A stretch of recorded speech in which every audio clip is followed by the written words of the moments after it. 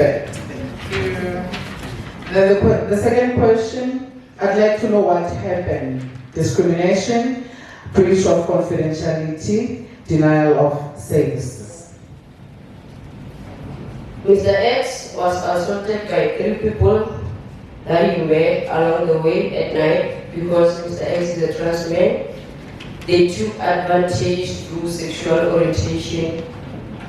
So, Mr. X was nearly raped that night. Wow, where did this happen? Can you give us details of the place of violation, such as clinic and or police station, if that's the place where this incident happened? This incident happened in the street around Tamanchu. Mr. X was walking from the tavern to home, so it happened in the street. And how did this happen? Can you just give us detail of events and timeline leading to the violation of rights? That night, Mr. X went to the tavern with his friends as usual. So at a later stage, the friends left Mr. X there at the tavern without alerting him that they are leaving. So Mr. X tried to find an alternative to go home, but there was no alternative. So Mr. X decided to walk alone to home. That's how the incident happened, because Mr. X was alone. And why did this happen? Like, was it lack of knowledge, discriminatory beliefs, attitude and practices? Can you just elaborate for us? It was based on attitude and practices because Mr. X is a trans man, so they wanted to show him that he is not a man but a woman. Okay, so as I said that we are dealing with rights and freedom, so here we said that under rights, Mr. X actually had rights to life, religion, petition to the government, equity, freedom of speech, education. That's when we're talking about what is rights. Yeah? And then what is freedom? Freedom is the power of rights to act, expression, sexual orientation, discomfort, pain, injury, and disease. Express normal behavior. So that's what Group 1 came up with. That's a story that we agreed to share on. We had other stories, but that's the one that we agreed to share. Thank you.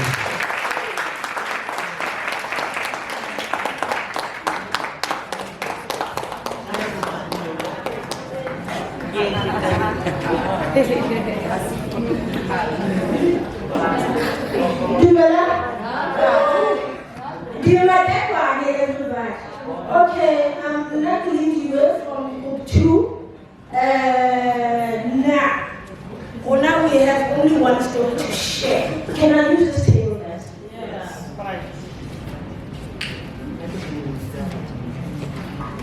Okay, we have only one story to share. It happened on the 18th of September 2018. It happened at a Roman Catholic church.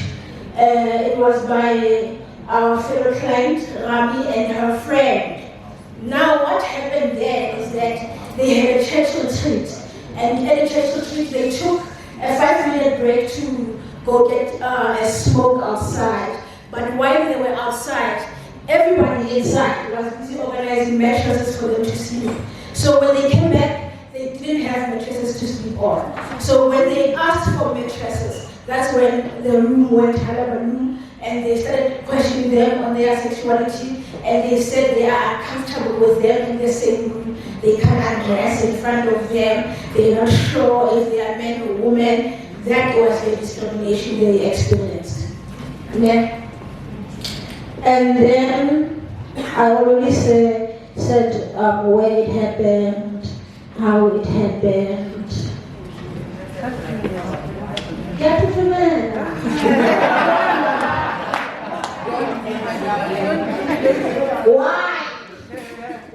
Why did it happen? Oh, it happened because people are not sensitized about the LGBTI community, and also religious people have strong opinions that are against us. That's why it happened. And also this was infringing to the freedom of association, because now they don't go to a church anymore, sadly. Thank you.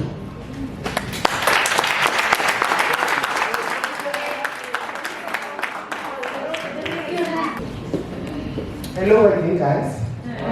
I'm just going to touch base on what Musana told us earlier.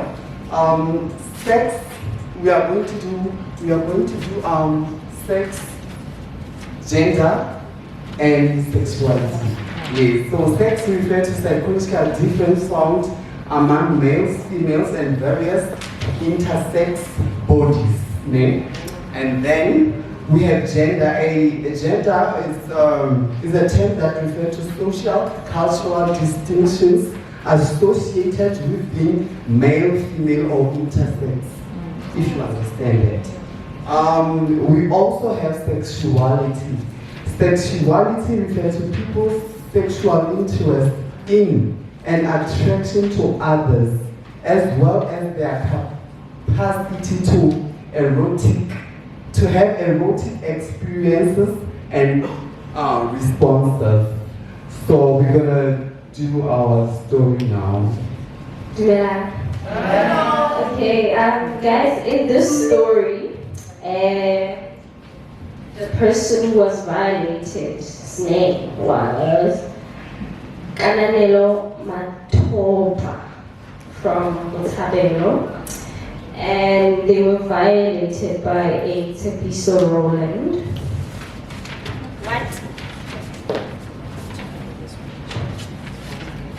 Okay, what happened was that it was a homophobic attack that took place. It took place at a student residence, a co-ed residence where there are male and female corridors. And it happened around 2016 in October the 11th at around 3 a.m. in the morning. So how it happened was that Kananelo came to break up an argument between boyfriend and girlfriend. They were having an argument in the next room. Kananelo was trying to sleep and the noise was just too much, and she just went and to break it up. And then the guy was trying to beat his girlfriend, of course, and Kananelo came between them and told the guy to leave the corridor. But instead of that guy leaving immediately, he physically attacked Kananelo and even said to Kananelo that she thinks that just because she's lesbian, she thinks she's a man. And yeah, she hit her head hard on the wall. The guy hit her head on the wall. And why this happened was, I think it's because of attitude and lack of knowledge, because he assumed that Kananelo was breaking the fight because Kananelo wants to play a role on him, whereas he was disturbing the peace. So this guy Kananelo is not trying to be a man, or she's just trying to get peace in the corridor again. So that's our story. Thank you.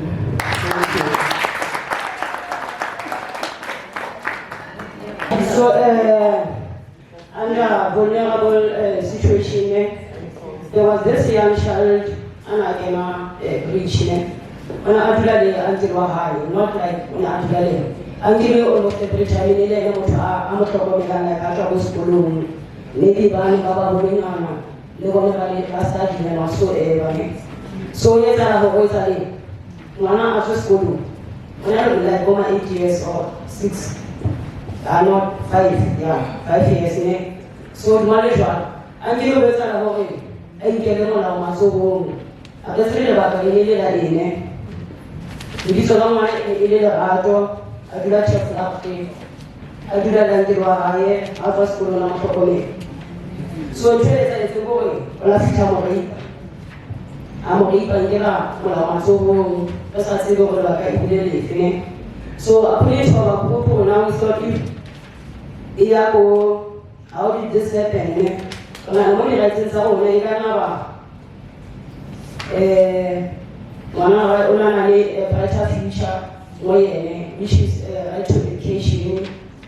Sometimes re ka re o na le bophelo mo yene because she was still young, 5 years, just imagine your own uncle doing that to you. So ona le ntho tse ngata tse leng hore batswadi ba di lebelletsa ke.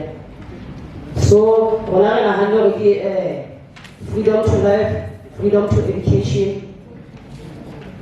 So hore ntho ena e etsahale ha re tsebe lebaka baka hore a nkile o etsahetseng hore a etse ntho eo ngwaneng o a monyane. So this one falls to vulnerable population. So also na le ka di key populations. Okay, good stuff. Sorry. Okay, we're done. Okay, that is what I keep population. I'm just gonna read from group number 4. I'm just gonna read the story and then I'm gonna fill up this formula.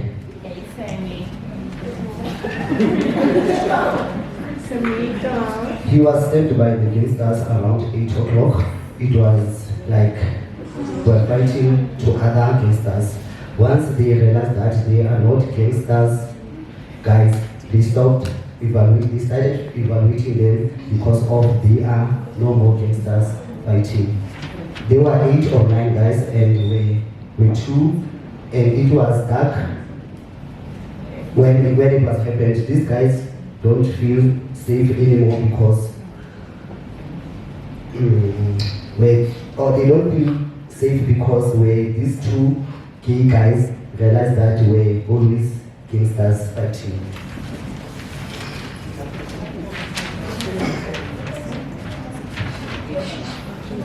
Who was involved in the accident? The person was involved in Cabello. Godfrey May, his contact number is. What happened? I was attacked by the gangsters. I was attacked by the gangsters who thought that I was opposite gangsters member. Where did it happen? Around the area that I live, Cabello, Section 9. When did this happen? It happened on the 15th of September this year, 2021. Who did this happen? A group of gangsters appeared from Norway, asked, we are gangsters, then they stabbed me, and when they discovered my sexuality, homophobic, attacked. Why did this happen? They believe that everyone who is a male should join the gangsters. Let me make a clarification about key population. This key population here is about someone who is around us here. Thank you.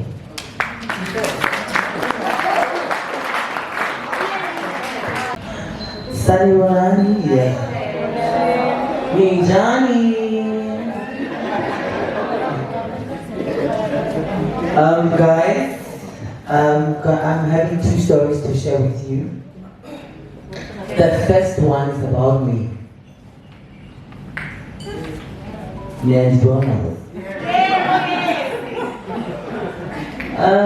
There was this time I was coming from work late, around 5 o'clock, I think.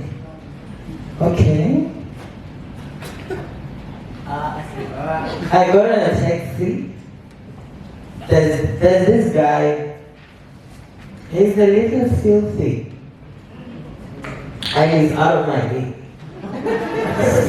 So they were chatting with his friends. I think they were 3, if I can still recall it.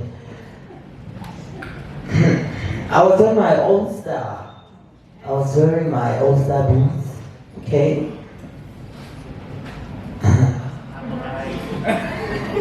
Okay. They were having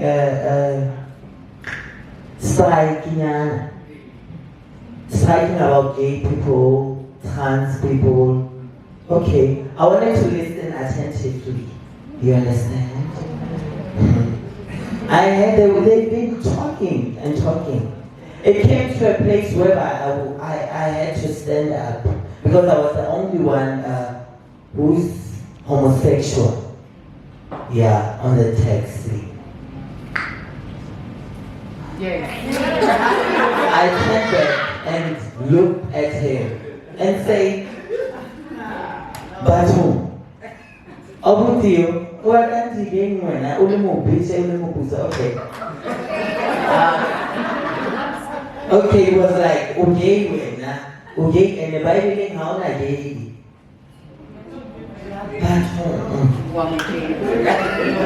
Kalau now okay, kamu bela, Lina kamu bela. Kau ni jual, kamu bela, kamu terapi. Okay, kan apa ni kau nak buat ni? Orang tu hasil lain. Enak guys pa. Judulnya itu filmnya ni orang house tu. Musik kau, mereka tekan tu. Dulu mari, apa kita mau kaji kalau mau, hai itu berarti mari dia jiwa. Kasih lagi dia itu batu, kamu kata, berarti tahu lah tu, dia mau, bawa now, this guy is after me, alright.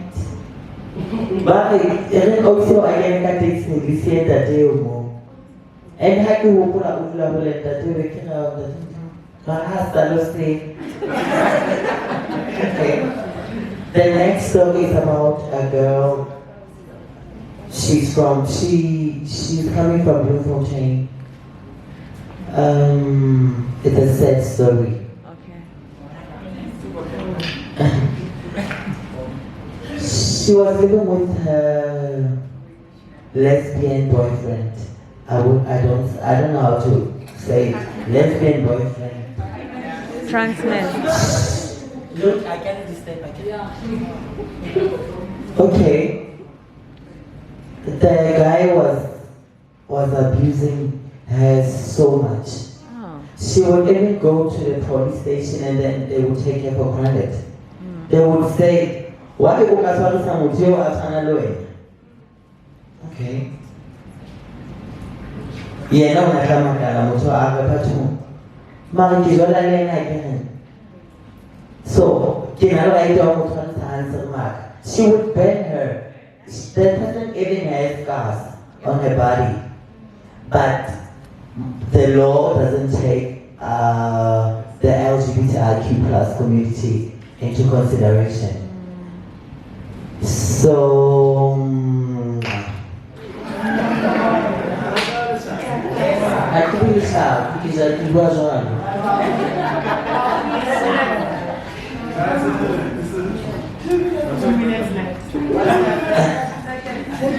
So I asked them,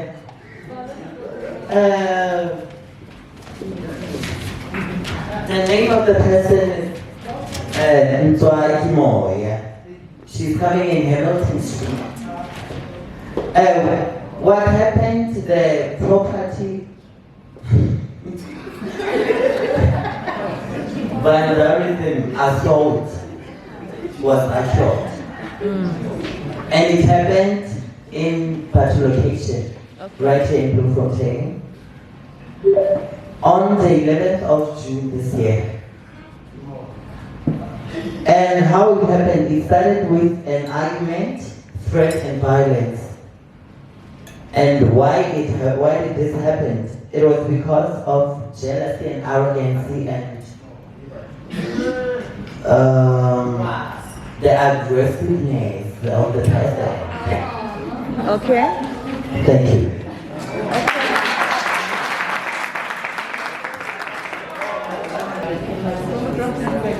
Thank you, everybody. Thank you for doing your best, as we had agreed in the beginning that today we're going to do our best. Ne? It was our first try to document the human rights violations, and thank you for the true stories. You know, all of these are important human rights violations. Ne? And we would like to just the few people whose stories they are. Ne? We just need to keep the stories and just hear from you what you want as an outcome. Do you understand? Because we're not playing here. This was an opportunity to tell the truth and find out what is the process. Ne? So, Jessica, where are you?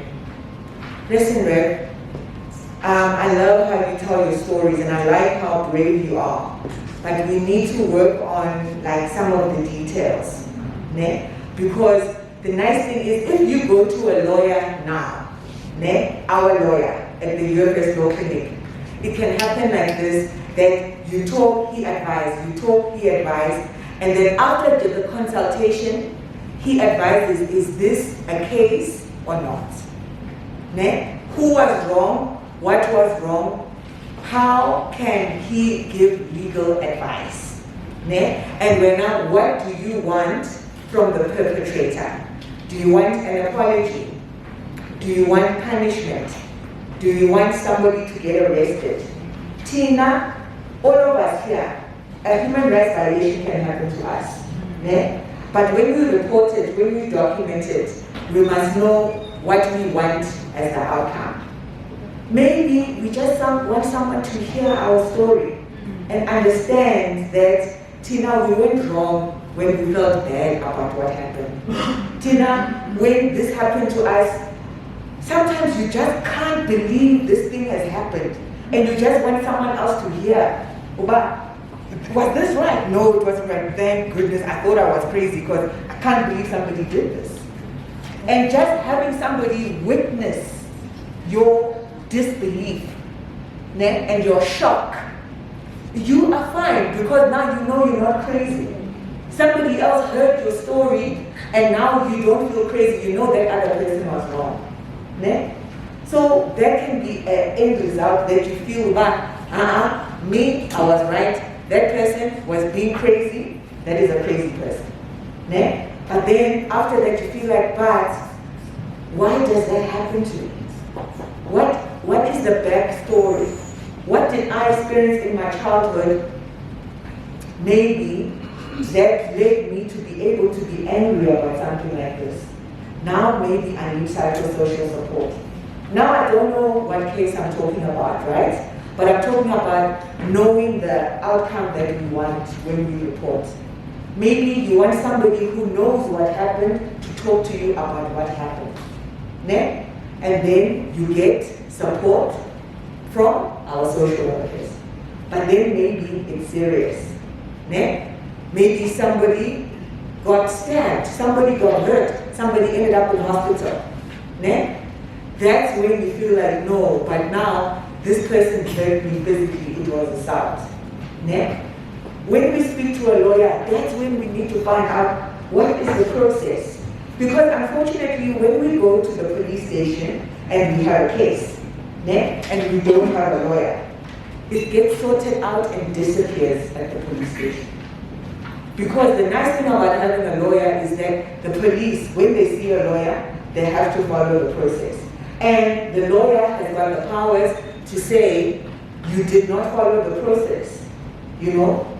So please know that we, all of us here in this room, have a lawyer. And it takes the way of us putting the right details. Because before we introduce you to our lawyer, we're going to give them a piece of paper, the human rights violation. And then he's going to look at it. And then he's going to say, please bring this person in, let's talk. And once you and the lawyer are talking, now you are in communication, you are taking the legal route. And that is as far as we can assist you. We can assist with the lawyer taking your case. Because now your case becomes a private matter, it becomes a legal matter. And us as an organization, we refer you. When your story or your human rights violations becomes a psychological problem for you to fix. We referred you to Lee. Who else is here? We referred you to Stephen. We referred you to myself, our social workers. So, is there anything else that you need, that you feel like those three things are not enough?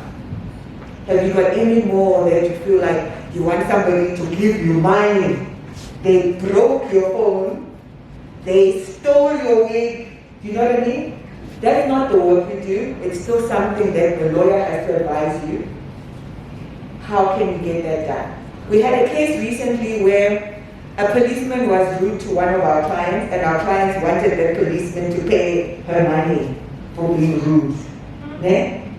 So Bloemfontein, we can't advise you and say we are going to get that policeman to pay you. It is the lawyer that has to advise you about is that possible or not.